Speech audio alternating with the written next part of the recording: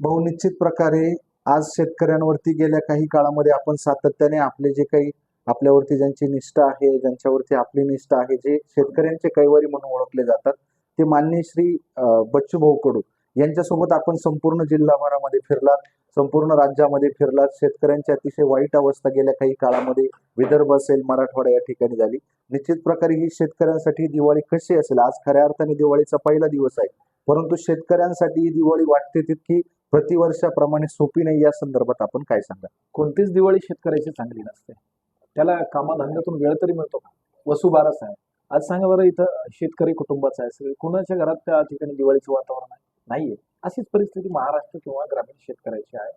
आज ती व्हावी याच्यासाठी प्रयत्नशील असलेल्या बच्चूभाऊंच्या नेतृत्वात काम करत असताना अनेक ठिकाणी दुःख पाहायला मिळतं. विविध प्रकारचं, वेगवेगळ्या प्रांतात वेगवेगळ्या प्रकारची ती दुःख बदलावी याच्यासाठीच्या शुभेच्छा दिल्या पाहिजे.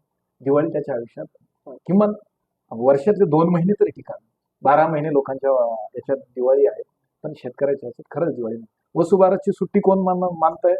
मुंबईला सुट्टी मिळालेला 36व्या मजल्यावरचा नागरिक वसुबारसची सुट्टी मानते. वसुबारस कोणाच्याशी निगडीत? वासराच्या, गाईच्या संदर्भातला असलेला तो सण. त्याला संध्याकाळी सगळ्या मकाचे चारे सोयीला लावायचे, सोयाबीन सोयीला लावायचे, कांदे निंदायचे, या सगळ्या प्रक्रियेतून वेळ मिळाल्यानंतर दिवस झोपेच्या आधी तो त्या वासराची पूजा करणार, गायीची पूजा करणार, ही त्याची दिवाळी.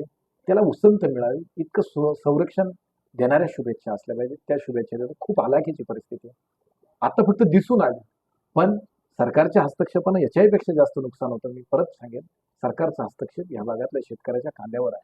आज कांद्याचे बाजारभाव पडतात, कोण काय सांगत असेल, नाफेड, NCCF, स्टॉक लिमिट्स, निर्यात बंदी याच्यातलं असलेलं व्हेरिएशन या बाजारभाव पाडण्याला कारणीभूत आहे.